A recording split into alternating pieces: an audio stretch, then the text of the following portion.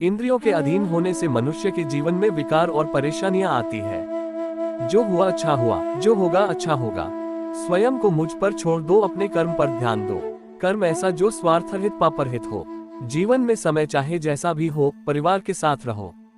सुख हो तो बढ़ जाता है और दुख हो तो बढ़ जाता है। मोहग्रस्त होकर अपने कर्तव्य पथ से हट जाना मूर्खता है, क्योंकि इससे ना तो तुम्हें स्वर्ग की प्राप्ति होगी और ना ही तुम्हारी कीर्ति बढ़ेगी। कर्म का फल व्यक्ति को उसी तरह ढूंढ लेता है जैसे कोई बछड़ा सैकड़ों गायों के बीच अपनी मां को ढूंढ लेता है।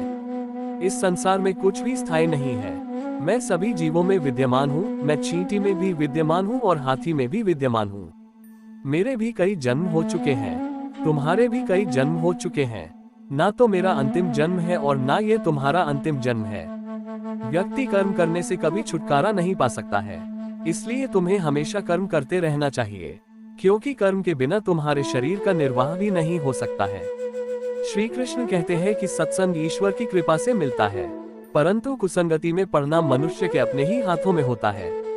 सुख दुख का आना जाना सर्दी गर्मी के आने जाने के जैसा ही है, इसलिए इन्हें सहन करना सीखना ही उचित है। निर्बलता अवश्य ईश्वर देता है, परंतु मर्यादा मनुष्य का मन खुद निर्माण करता है।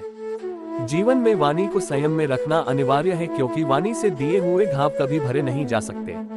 मनुष्य उसके लिए शोक करता है जो शोक करने के योग्य नहीं है, और फिर भी ज्ञान की बातें करते हो। बुद्धिमान व्यक्ति ना जीवित और ना ही मृत व्यक्ति के लिए शोक करते हैं। मैं हमेशा तुम्हारे साथ और तुम्हारे आसपास रहता है, चाहे तुम कुछ भी कर रहे हो।